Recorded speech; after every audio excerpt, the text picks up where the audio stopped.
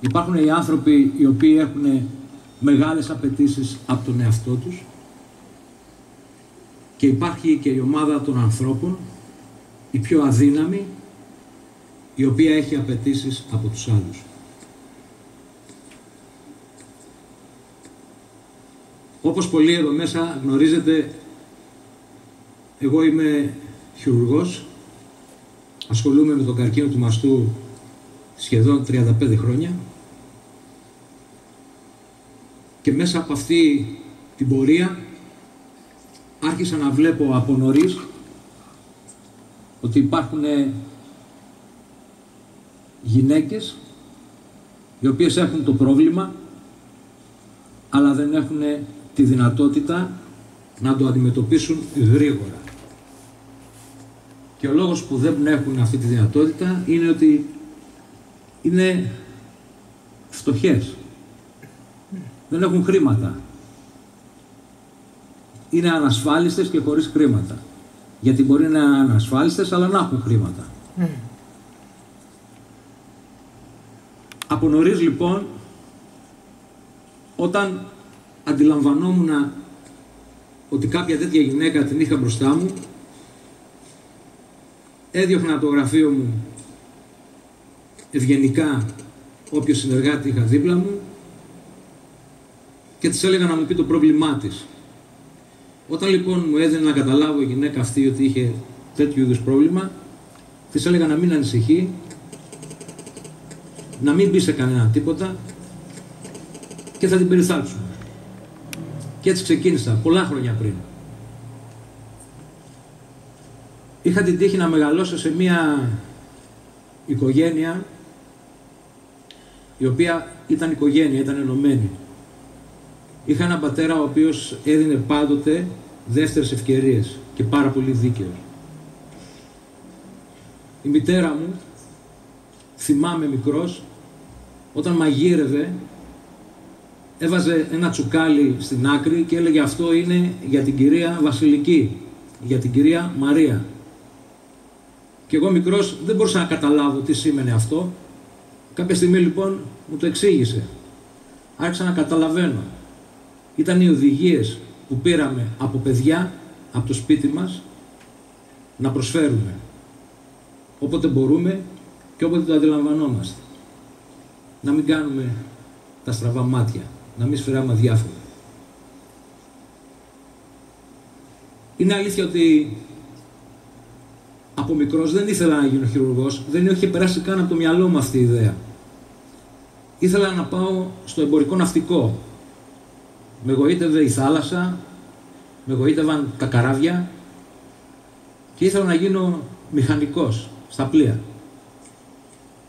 Και αυτή ήταν μια ισχυρή ιδέα και γνώμη την οποία κράτησα μέχρι τα 17 μου.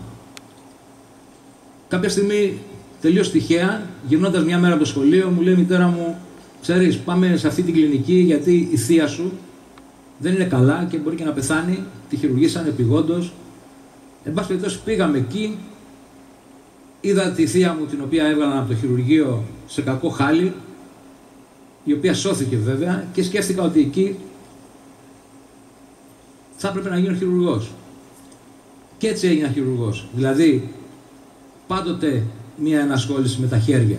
Πάντοτε για να διορθώσω κάτι.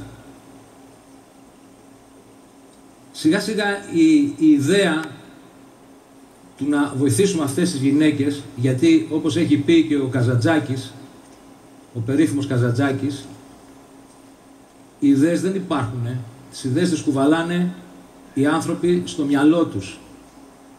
Και ανάλογα με τον πόη της ψυχής τους, αυτές μεγαλώνουν.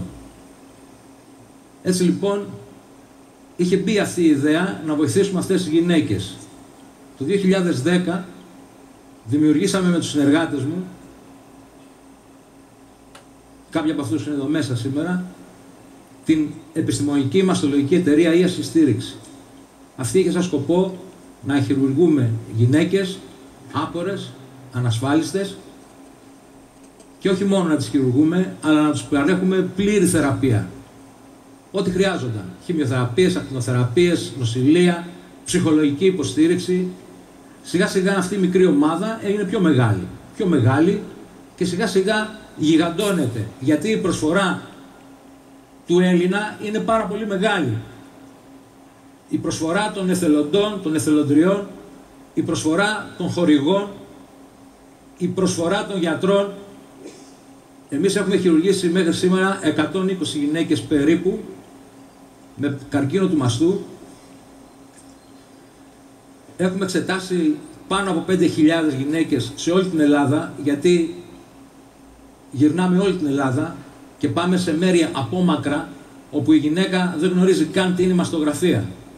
Μία να βρούμε, έχουμε πετύχει το στόχο μας. Και έχουμε βρει, σας διαβεβαιώ γι' αυτό.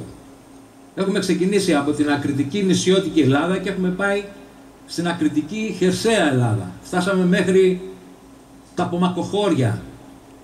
Πριν από μερικούς μήνες κάτσαμε 6 μέρες εκεί και εξετάσαμε 840 μουσουλμάνες. Που οι μουσουλμάνες δεν γδίνονται εύκολα στους γιατρούς μπροστά, και όμως πήραν εντολή από τους μουφτίδες και ήρθανε και τις εξετάσαμε. Μία γυναίκα βρήκαμε με πρόβλημα, τη φέραμε στην Αθήνα, τη τακτοποιήσαμε, τη χειρουργήσαμε. Είναι πανευτυχής και πιο ευτυχείς είμαστε εμείς.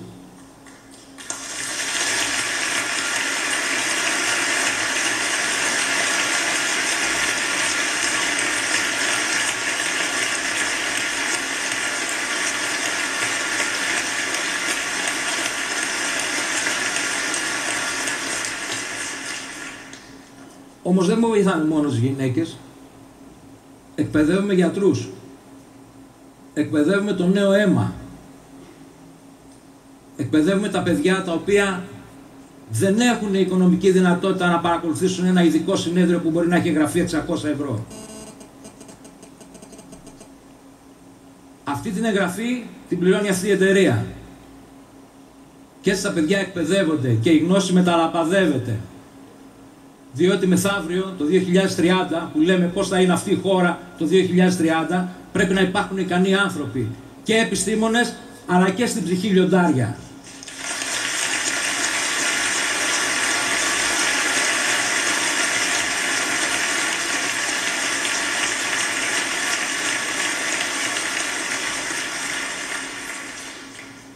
Διότι αν αυτό δεν συμβεί, το 2030 δεν θα υπάρχει Ελλάδα. Πρέπει λοιπόν όλοι μαζί να πιστέψουμε ότι έχουμε τρομερές ικανότητες, γιατί το έχουμε αποδείξει και στο παρελθόν, και αυτή εδώ η χώρα πρέπει να περπατήσει και πρέπει να περπατήσει με αξιοπρέπεια. Και το τελευταίο, υπάρχει ένα φιλόδοξο σχέδιο, είναι φιλόδοξο. Μάλλον εγώ δεν θα προλάβω να το κάνω. Αλλά αυτοί που έρχονται πίσω, οι οποίοι είναι ικανότεροι από εμένα, πιστεύω ότι θα το καταφέρουν. Κάποια στιγμή θα πρέπει να δημιουργήσουμε αυτό που σκέφτομαι εγώ, ένα ίδρυμα.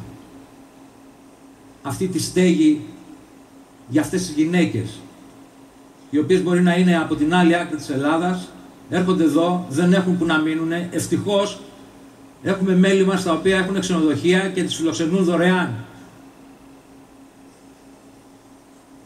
Αλλά δεν ξέρω αυτό πόσο πολύ μπορεί να γίνεται και πόσο μπορεί να διαρκέσει.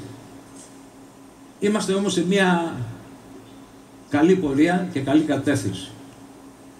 Και βέβαια το μεγάλο ευχαριστώ είναι σε εσάς που είσαστε εδώ σήμερα, και είναι μεγάλη τιμή για μένα να βρίσκομαι αυτή τη στιγμή εδώ, και σε όλους τους εθελοντές και εθελόντριες. Και θέλω να πω ότι